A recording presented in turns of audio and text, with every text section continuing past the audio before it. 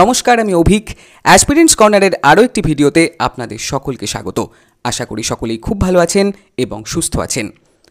তো দেশের উত্তর পূর্বাঞ্চলের 7টি রাজ্যে বাণিজ্যিক বিকাশ তথা পরিবহন ব্যবস্থার উন্নতিতেই বড় পদক্ষেপ ভারত সরকারের তরফ থেকেই। এবার থেকে সরাসরি কলকাতা বন্দর থেকেই সমুদ্রপথে সম্পূর্ণ উত্তর পূর্বাঞ্চলকে সংযুক্ত করার পরিকল্পনা নেওয়া হয়েছে এবং এই প্রকল্পের আওতায় মায়ানমারের সিতোয়ে বন্দরের উদ্বোধনও সম্পন্ন হয়েছে গত সপ্তাহেই। উল্লেখ্য, এতদিন শিলিগুড়ি করিডোরের পাশাপাশি বাংলাদেশের ভূভাগ হয়েও বিভিন্ন জিনিসপত্রই কলকাতা থেকে নর্থ ইস্টের রাজ্যগুলিতে পৌঁছাতো, আর এক্ষেত্রে উভয় দেশই অর্থনৈতিকভাবে লাভবান হতো ভারতের এই বিজনেস স্ট্র্যাটেজিতেই। তবে বর্তমানে যেভাবে দুদেশের মধ্যে সম্পর্ক ক্রমাগতই খারাপ হচ্ছে, তাতে আর বাংলাদেশের ওপর ভরসা রাখতে নারাজ ভারত সরকার। আর অনেকটা সেই কারণেই এই বিকল্প পথের সন্ধানও দীর্ঘদিন ধরেই চলছিল সরকারি তরফেই। এর দরুন কলকাতা বন্দর থেকে মায়ানমারের সিতোয়ে পোর্ট হয়ে তারপর নদী এবং সড়ক পথেই যে কোনো জিনিসপত্র মিজোরামে পাঠানো সম্ভব হবে, যার দরুন বেশ কিছু ক্ষেত্রে পরিবহন ব্যয় প্রায় 50% ভবিষ্যতে কমানো সম্ভব হতে পারে বিকল্প এই পথটি চালু হওয়ার পর। উল্লেখ্য, মায়ানমারের কালাদান নদীর নাম অনুসারেই এই প্রকল্পটির নাম Kaladan multi model transit transport project রাখা হয়েছে এবং এই প্রকল্পের প্রাথমিক পর্যায়ের কাজও ইতিমধ্যেই সমাপ্ত ভারত সরকারের সহযোগিতাতেই। এই ভিডিওতে আমরা কলকাতা থেকে নর্থ ইস্টের মধ্যে সংযোগকারী এই কালাদান মাল্টি মডেল প্রজেক্ট সম্বন্ধে আলোচনা তো করবই, সেই সাথে এই প্রজেক্টের বর্তমান পরিস্থিতি এবং এ সংক্রান্ত আরও বেশ কিছু স্ট্র্যাটেজিক্যাল অ্যানালিসিস নিয়ে শুরু করতে চলেছি আজকের এই নতুন এপিসোড। তবে বিস্তারিত তথ্যে যাওয়ার আগে সকলের কাছে অনুরোধ করব চ্যানেলটাকে সাবস্ক্রাইব করে বেল বাটনটা অন করে দেওয়ার জন্যই। আর ভিডিওটা ভালো লাগলে লাইক ও শেয়ার করতেও ভুলবেন না।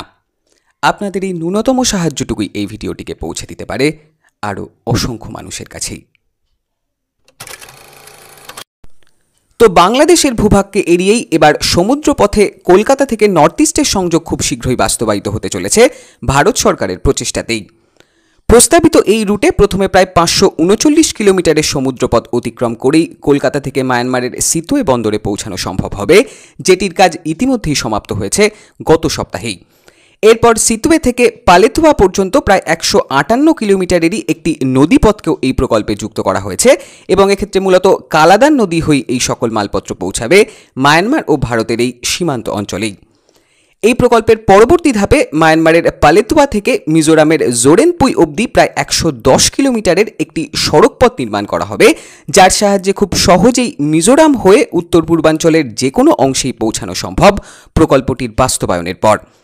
এছাড়াও ভারত সরকারের তরফে শিলং ও শিলচরের মধ্যে প্রায় 167 কিলোমিটার দীর্ঘ একটি 4 লেন এক্সপ্রেসওয়ে নির্মাণের প্রস্তাবও গৃহীত হয়েছে, যা উত্তর পূর্বাঞ্চলের প্রথম একটি হাই স্পিড করিডর এবং এটিকে মূলত কালাদান প্রজেক্টের কথা মাথায় রেখেই নির্মাণ করা হচ্ছে এই অঞ্চলের সামগ্রিক পরিবহন ব্যবস্থার উন্নতির লক্ষ্যেই।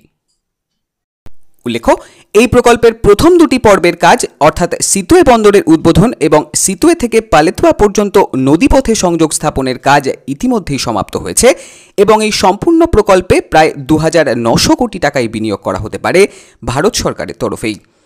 তবে এই প্রকল্পের তৃতীয় ধাপ অর্থাৎ পালেতুয়া থেকে জোরেনপুই অবধি সড়কপথ নির্মাণের কাজ এখনও চলছে। সেই সাথেই শিলং ও শিলচরের মধ্যে এক্সপ্রেসওয়ে নির্মাণের প্রকল্পও এই বছরের এপ্রিল মাসে সরকার অনুমোদন করেছে, যা প্রায় 2570 কোটি টাকা ব্যয়ে নির্মিত হবে আগামী 2 বছরের মধ্যেই।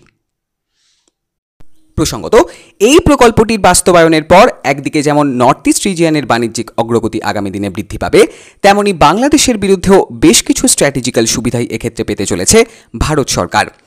পাশাপাশি শিলিগুড়ি করিডোরের অত্যাধিক গুরুত্বকে মাথায় রেখে ভারত দীর্ঘদিন ধরেই একটি বিকল্প পথে নর্থ ইস্টের সাথে সংযোগের চেষ্টা চালাচ্ছে, যা এই কালাদান প্রজেক্টের মাধ্যমে সম্ভবপর হতে পারে প্রকল্পটি সম্পূর্ণ নির্মাণের পর। এক্ষেত্রে কেবল চৈনিক আগ্রাসনই নয়, প্রাকৃতিক বিপর্যয়জনিত সমস্যাগুলিও কাটিয়ে উঠতে মরিয়া সরকার এবং দেশের বাদবাকি অংশের সাথে উত্তর পূর্বাঞ্চলের 7টি রাজ্যের যোগাযোগ ক্রমাগত বৃদ্ধি একমাত্র লক্ষ্য এই আন্তর্জাতিক প্রকল্পটির।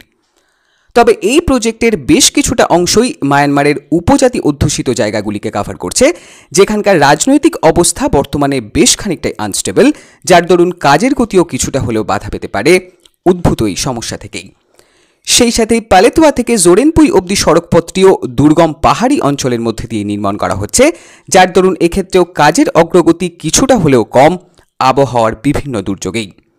সেক্ষেত্রে কেবল সিতুয়ে বন্দরের উদ্বোধনী নয়, আপাতত এই প্রকল্পের বাদবাকি কাজের দিকেই দেশবাসী নজর রাখবেন এবং এই সম্পূর্ণ প্রজেক্টটির বাস্তবায়ন হলে দেশের উত্তর পূর্বাঞ্চলের রাজ্যগুলি অনেকটাই যে লাভবান হবে সে আশা রাখাই যায়।